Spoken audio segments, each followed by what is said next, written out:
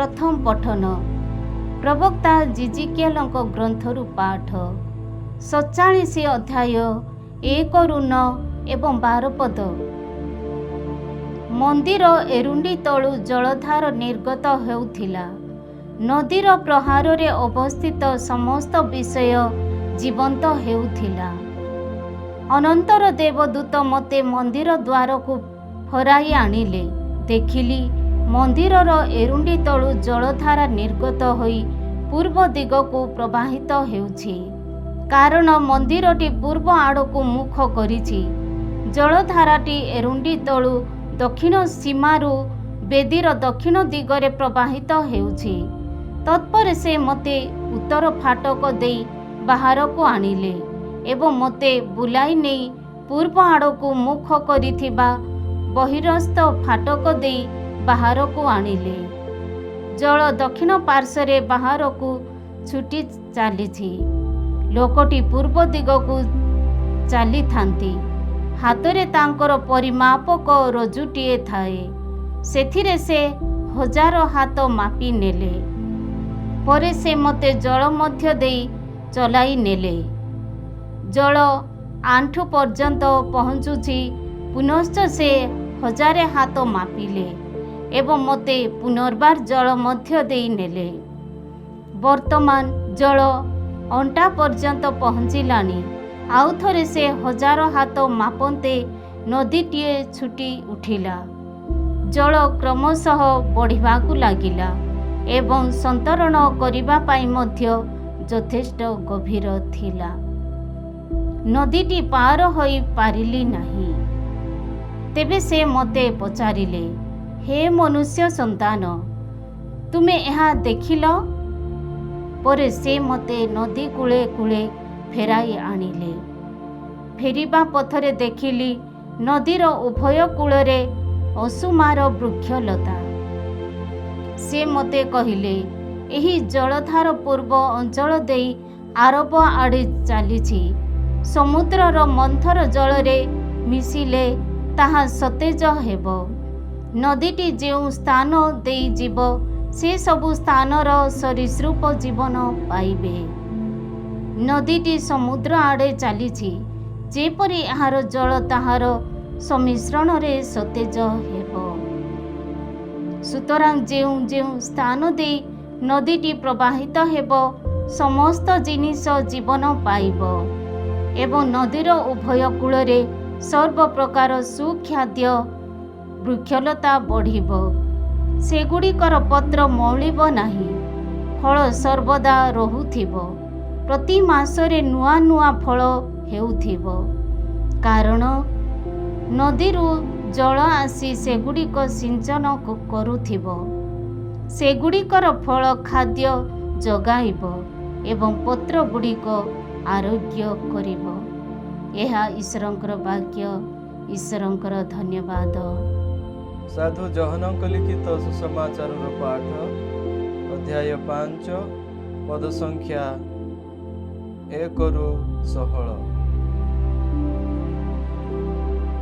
एहा परे जिहुदी मानकर एक उत्सव पालित हेउथिला एवं जीसु जेरुसालेम को यात्रा कले।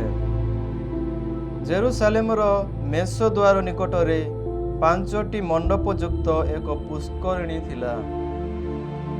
हिब्रू भाषारे तार नाम थिला बेतसादा। सेही मंडप गुड़िकरे अकर्मण्य, अंध, हंज, पक्षाघाती आदि बहुरोगी समवेत रहुथिले।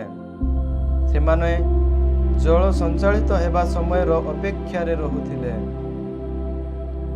कारण प्रभुंक दूत कौनसी एक निर्दिष्ट समय रे पुष्करिणी रे अवतरण करी जल संचालन कराउथांती एवं जल संचालित हेबा परे जे तहिरे प्रथमे प्रवेश करुथिला से जे कौनसी रोगरे आक्रांत होइथिले सुधा आरोग्य लाभ करुथिला।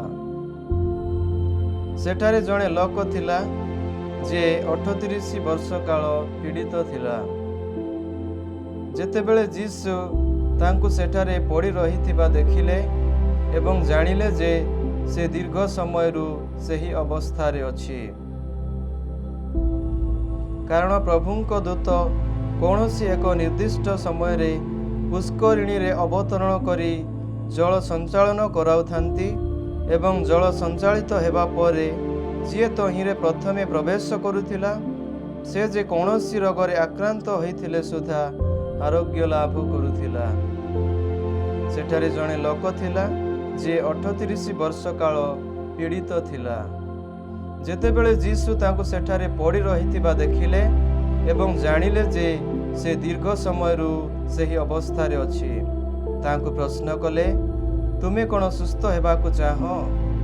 ପୀଡ଼ିତ ବ୍ୟକ୍ତିଟି ତାଙ୍କୁ ଉତ୍ତର ଦେଲା, ମହାଶୟ, ମୋର କେହି ନାହିଁ ଯିଏ ମୋତେ ଜଳ ସଞ୍ଚାଳିତ ହେଲା ବେଳେ ଜଳକୁଣ୍ଡ ମଧ୍ୟକୁ ନେଇଯିବ ଏବଂ ମୁଁ ଯେତେବେଳେ ଯିବାକୁ ଚେଷ୍ଟା କରେ ସେତେବେଳେ ଅନ୍ୟ ଜଣେ ମୋ ପୂର୍ବେ ତଳକୁ ଓହ୍ଲାଇଯାଏ।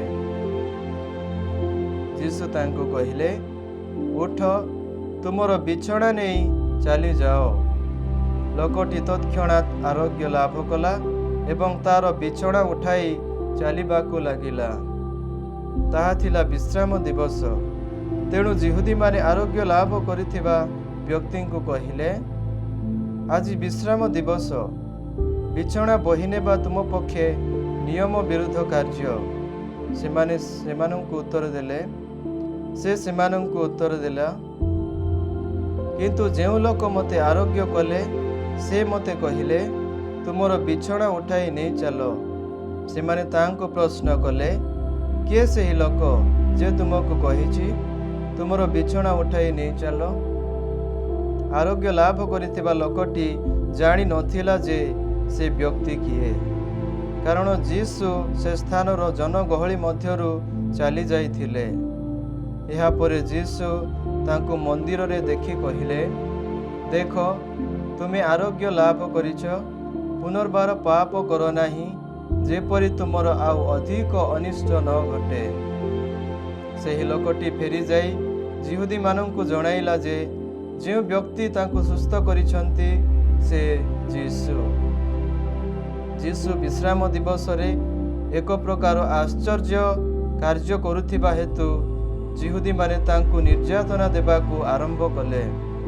କିନ୍ତୁ ଯୀଶୁ ସେମାନଙ୍କୁ ଉତ୍ତର ଦେଲେ, ମୋର ପିତା ବର୍ତ୍ତମାନ ମଧ୍ୟ କର୍ମରତ ଅଛନ୍ତି ଏବଂ ମୁଁ ମଧ୍ୟ କର୍ମରତ।